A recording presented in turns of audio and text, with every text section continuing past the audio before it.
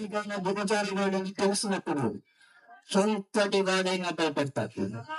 మనల్ని మనం కాపాడుకోవడం కోసం శత్రువు చొక్కున్నానికల్లా తయారిస్తూ ఉంటారు.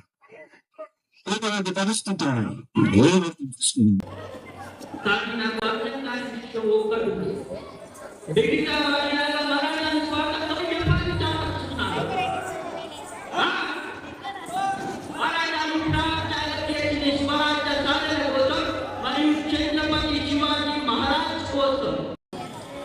మనం సురక్షించేది కేవలం మాతృభూమి ఉద్యోగానికే కానీ శత్రువులకు భయపడి సిగ్గుతో కాదు.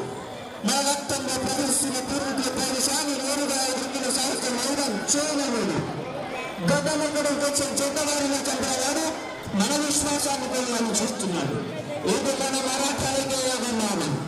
స్వరాజ్య సింహాసనం 10 లక్షల మంది మరాఠాల వెనుకలంటే నమ్ముతున్నారు.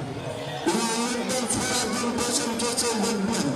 ఆ మహాదేవుడి సాక్షిగా ప్రతి పౌరుడి సంరక్షణ మన లక్ష్యం. హిందూ స్వరాజ్య స్థాపన సాక్షాత్ ఈశ్వరేచ్ఛ. సమయం ఆసన్నమైంది.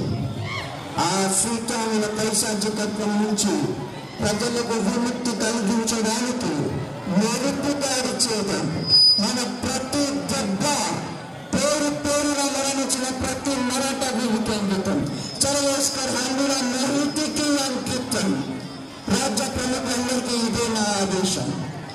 రేపు సూర్యాస్తమయ్యే రేపు